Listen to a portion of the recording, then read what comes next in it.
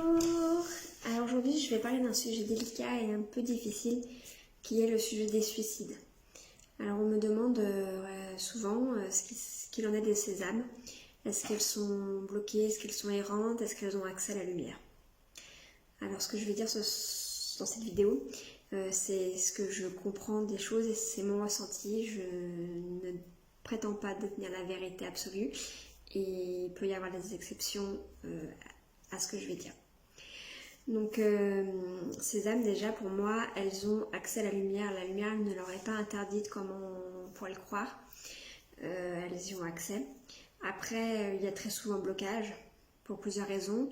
Déjà l'âme peut s'en vouloir d'avoir fait ça, culpabiliser, et sinon elle peut avoir peur de ce qu'elle va trouver dans la lumière parce que justement elle a mis fin à ses jours. Elle peut aussi être retenue par la famille parce que souvent les proches ne comprennent pas ce qui s'est passé, culpabilisent, sont peut-être même en colère. Donc tout ceci peut retenir l'âme et la bloquer. Je voulais aussi parler du fait qu'il y a pour moi deux sortes de suicides. Le premier, ça va être des suicides qui vont être planifiés, réfléchis. La personne aura pris sa décision et souvent aura décidé de comment elle va le faire, aura en amont réfléchi, aura pris ses prédispositions, peut-être même fait des lettres. Et donc celle-là, souvent c'est un geste qui ne loupe pas.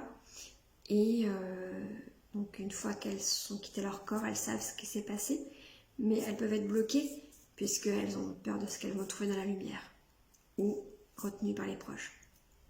Après, il y a une deuxième forme de suicide où là, ça va être des personnes qui auront fait ce geste dans un moment de désespoir, dans un moment de douleur et ne savent pas quoi faire d'autre. Voilà, c'est la solution sur le moment qu'elles trouvent. Alors, ça peut normalement, à la base, être plutôt un appel à l'aide, un geste qui va les faire aller mieux à ce moment-là. C'est la plupart du temps ce qui arrive à des tentatives de suicide et malheureusement des fois ces tentatives deviennent de réels suicides. Donc là l'âme n'avait pas forcément vraiment envie d'en finir, donc elle arrive dans une situation où elle va s'en vouloir, elle va culpabiliser ou même elle n'aura pas forcément compris ce qui s'est passé, puisqu'à ce moment-là, elle aura pu être détachée, ne plus contrôler ses gestes, ne plus contrôler ce qu'elle faisait. Et ça, je peux en témoigner parce que c'est ce que j'ai traversé et c'est ce que j'ai vécu. Et ça me permet de dire que oui, on peut faire des tentatives et ne plus du tout être maître de ce qu'on fait et au fond ne pas avoir du tout envie de mourir. Donc ces âmes, il faut les aider, comme d'autres âmes.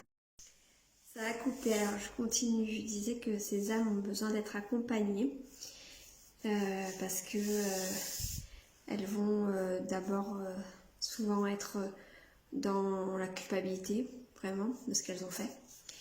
Et je voulais aussi vous dire que souvent, on peut entendre dans ces moments-là les gens dire maintenant elle repose en paix, elle est libérée de ses douleurs, surtout si c'était une personne qui a été dépressive assez longtemps. Alors c'est un souhait que nous avons tous évidemment, mais malheureusement ce n'est pas si simple que ça. Et si l'on ne fait que ça, de dire elle repose en paix, cela peut avoir un effet en fait contraire et l'empêcher d'aller mieux. Donc il est important de les aider, de les accompagner en leur donnant de l'amour, en leur disant qu'il faut qu'elle aille vers la lumière, qu'il faut que maintenant elle soit libérée de ses souffrances et que dans la lumière elle pourra vivre pleinement et être en paix. Et si c'est trop difficile pour vous de le faire, je peux comprendre, il faut peut-être se faire aider et c'est une chose que je peux faire.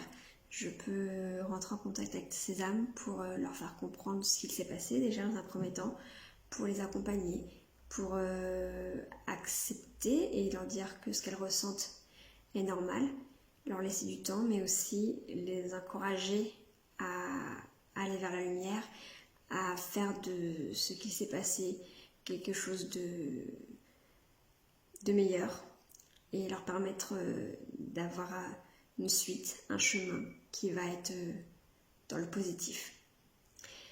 Voilà ce que je voulais expliquer. Si tu as quelqu'un qui est dans ce cas-là, si tu as perdu un proche suite à un geste tel que celui que j'ai décrit tout à l'heure, n'hésite pas à me contacter, à m'envoyer un message et nous verrons ensemble ce que je peux faire pour toi et pour ton proche. Je te souhaite une belle continuation. Prends bien soin de toi. Ciao, ciao.